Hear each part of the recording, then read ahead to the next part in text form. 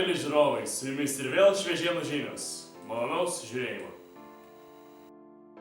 Kovo 15-18 dienomis mano du klasiokai, Dominykas ir Nedas, buvo kažkur pradingę. Mes jų ieškojom ir visai neseniai pavyko išsiaiškinti, kad jie laiką leido Panevėžio Juozo Balčikonio gimnazijoje. Aišku, mums pasidarė labai įdomu, ką jie ten veikia ir kaip jiems sekėsi. Todėl šiandien pakalbinome ne tik juos, bet ir kitus mainų dalyvius, o jų įspūdžiai jau visai netrukus. Kas paskatino dalyvauti šiuose mainuose? Gera reklama ir mokyklos prezidentė Gintarė. Ko tikėjaisi? Galbūt tikėjausi susipažinti su kita mokykla. Kokią nuomonę susidarė apie Juozo Balčikonio gimnaziją? Labai gera, gimnazija panašiai į mūsų, gal tik kiek padidinta versija, draugiški žmonės ir šiaip smagu buvo. Jei gimnazistų taryba kitais metais vėl organizuotų mainus, ar siūlytum kitiems dalyvauti? Siūlyčiau. Kas labiausiai įsiminė šiuose mainuose? Galbūt nauji žmonės ir mokykla kita. Kokią nuomonę susidarei apie Juozo Balčikonio gimnaziją? Labai faina mokykla.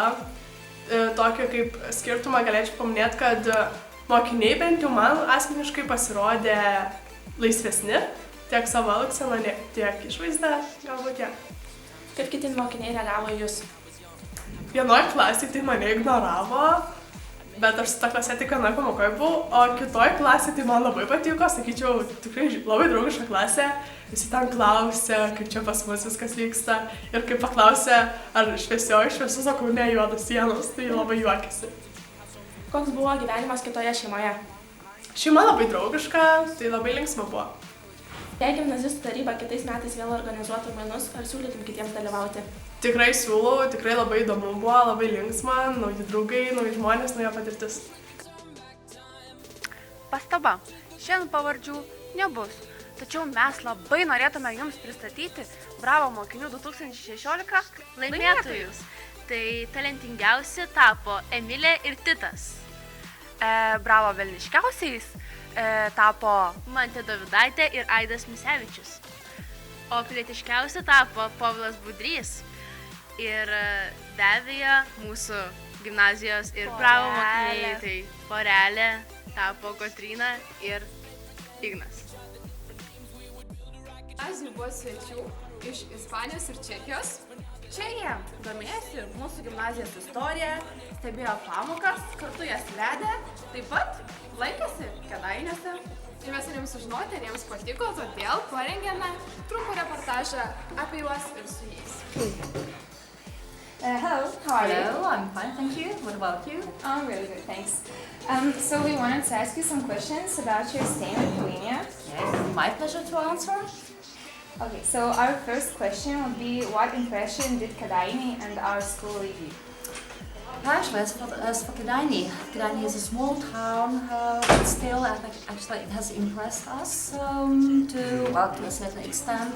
Originally, I come from, let's say, a bigger town which has more historical buildings, but still, Kėdainiai is a nice place to stay for some time or to live. But as for the school, I think I can speak on behalf of all of my colleagues. We were impressed, really impressed by the building itself, by actually the students, hospitality of your teachers, and even the way actually the lessons are run. Thank you. So the second question would be, what did you like the most about this learning facility? Right. What did I like most? Yes. Actually, everything is based on the fact that your students are really capable of using foreign languages. So that's why actually, if you can communicate in a foreign language, you can do everything. So actually, the basic thing or the simple thing is that your students or your schoolmates were capable to speak on any topics, actually using modern technologies, actually being in touch with their teachers. Well, yeah, that's it. That's what I liked most. Thank you, that was a good answer. And third question would be, have you had any Lithuanian meals, and if so, which one was your favorite? Yes, of course, I've already had some of them, but to be honest, probably my colleague needs to help me with pronouncing their names. I don't know. Kind of. What did you have the other day in Vilnius? sort of made of potatoes, grated potatoes. Zeppelin. Okay, zeppelini. Okay, we've also tasted some blinai. Okay, blini. Of course, we've been to your school canteen several times, so we've tasted some meals that were on offer there.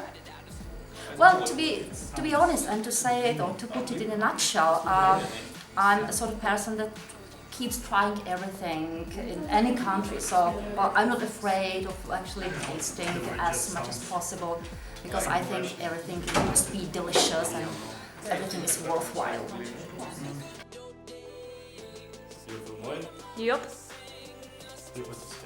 Nu tai taip ir pasakyk. Ačiū už tai, kad žiūrėt mūsų laidą, palinkė geros dienos ir kad susitiksite kitoje laidoje. Ačiū už tai, kad žiūrėjote mūsų laidą, geros dienos ir iki susitikimo kitoje laidoje.